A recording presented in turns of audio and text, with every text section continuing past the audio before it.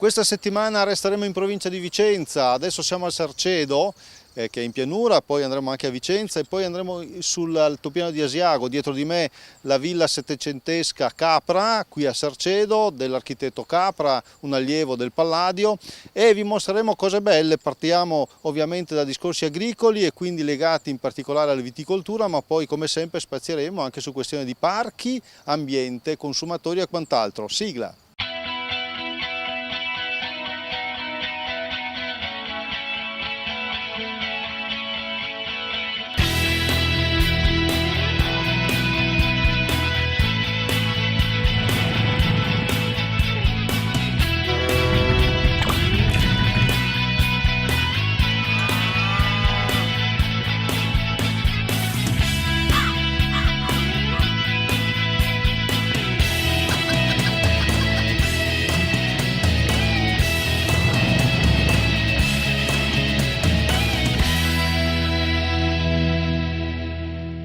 È la bella Villa Capra qui a Sarcedo, ha tutto intorno qualcosa come 15 ettari di vigneto storici e 2,5 ettari di questi sono stati presi in affitto proprio da Luigi Santa Caterina, che ha approfittato della misura 112 del programma di sviluppo rurale per fare una cosa importante, vero? Che qui vediamo. Esatto, abbiamo investito i soldi della misura per creare un impianto di irrigazione. Infatti gli anni precedenti ha avuto problemi in siccità questo vigneto perché sotto è un terreno calcareo ricco di ghiaia, quindi siamo riusciti tramite la misura a creare un impianto di irrigazione a goccia che preleva l'acqua da una roggia che circonda tutto il vigneto e una volta a settimana riusciamo ad irrigare se c'è la necessità effettiva. Luigi è perito agrario e quindi abbiamo un po' studiato per capire come funzionano queste cose. Ecco, è stata questa la molla che ti ha anche portato a usare la misura 112, quindi ad approfittare di queste belle possibilità, di questi soldi che ci sono. Diciamo che la molla è scattata perché mio papà ha sempre avuto la passione e in famiglia siamo stati da sempre agricoltori. E vedere comunque l'azienda di famiglia lasciata da una parte non mi andava e quindi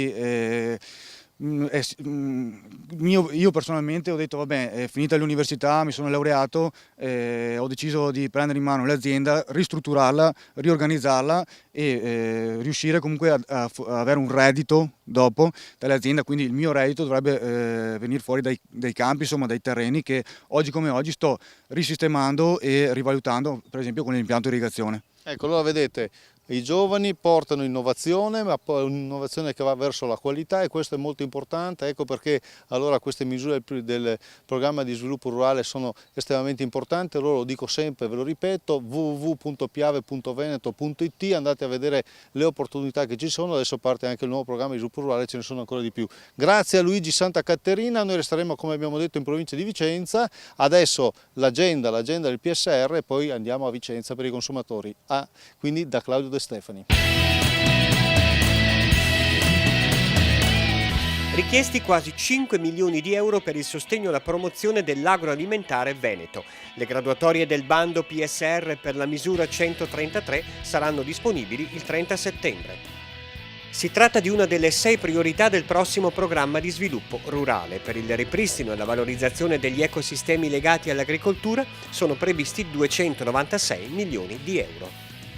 Si avvia verso la chiusura la consultazione sugli effetti ambientali del nuovo PSR. C'è tempo fino al 25 settembre per inviare le osservazioni.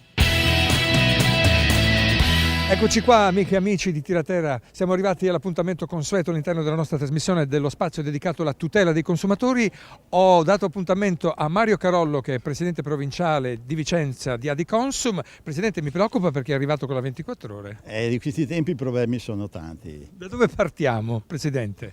Ma credo che in questo momento un fenomeno che sta molto preoccupante, è quello delle dipendenze dai smartphone. Credo che sia una moda che sta andando avanti e che perciò su questo noi vediamo molte persone che vengono a trovarci che hanno contenziosi aperti. Parliamo di telefonia, parliamo di questi gestori che, ahimè, talvolta propongono dei contratti dai quali poi è difficile svincolarsi. Che cosa possiamo fare?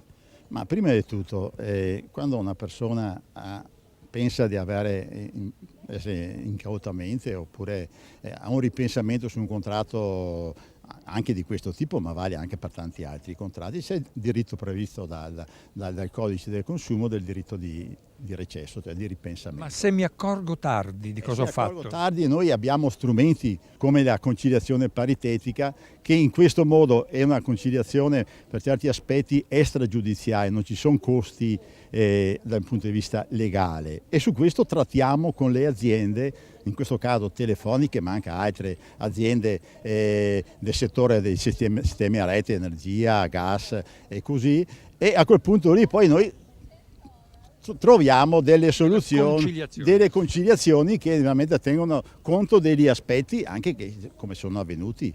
Poi quando succedono queste cose non aspettare o andare in cerca dell'amico, andare direttamente da Adiconsum in questo caso. Da Adiconsum o altre associazioni, quello che uno ritiene di fare le proprie scelte, e a quel punto lì che noi siamo in grado di dare i giusti consigli e intervenire tempestivamente per dare delle risposte. Perfetto Presidente, grazie, non mi tiri fuori altri problemi dalla 24 ore, mi raccomando. Ringrazio a voi, Presidente, perché questo ci permette di dare un'informazione ai consumatori che è sempre importante. E siamo certi di averla data. Allora, adesso noi passiamo la linea al nostro Mimmo Vita, e quando ci ritroveremo vi porto a conoscere una cosa che c'è, ma forse anche non c'è. Curiosi, eh? Ci vediamo tra un po'.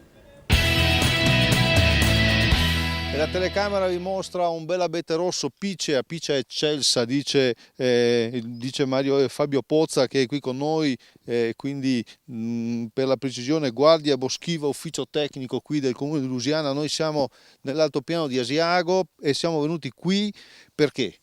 Per vedere una strada silvopastorale denominata Lempreche Val dei Bonati, che ha finanziata con un bando PSR misura 125 azione 1. Ecco, e voi, allora anche i comuni possono partecipare al PSR, questa è già una novità per chi ci ascolta e non lo sa, quindi comuni, sappiate che anche voi su alcune misure potete assolutamente intervenire, vero?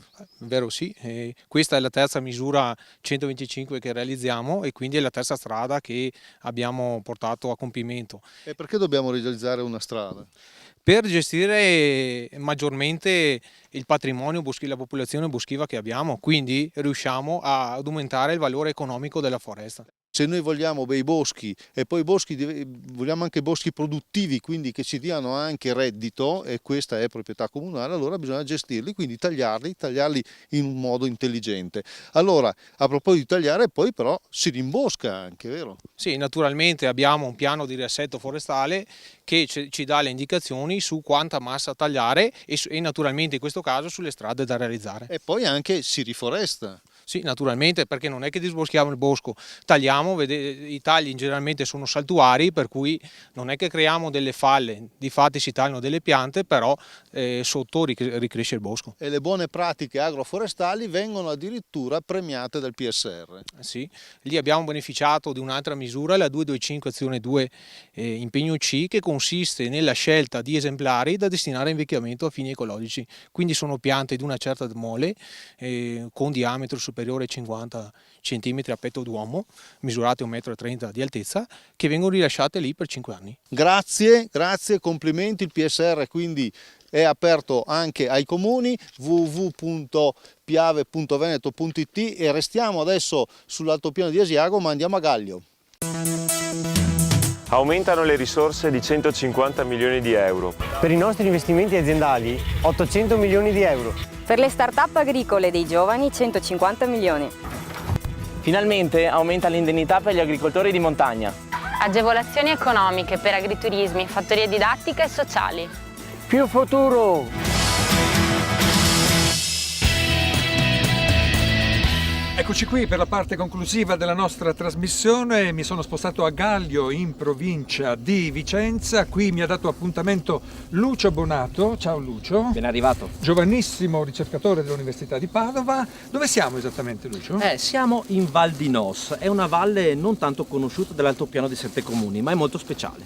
Speciale perché c'è un progetto di cui Lucio adesso ce ne parla. Beh, è speciale fondamentalmente perché qui c'è un animale che non esiste in nessun'altra parte del mondo ed è una piccola salamandra, però non vorrei mica vederla. La troviamo solo qui? No, per molti mesi all'anno questo animale sta in letargo e poche volte esce allo scoperto, quindi poche volte possiamo anche trovarla. Allora, giusto perché non la vediamo oggi, vi facciamo chiaramente vedere di cosa stiamo parlando. C'è un progetto, come mi dicevi, in atto, finanziato dalla Regione del Veneto, atto ad ottenere che cosa, Lucio?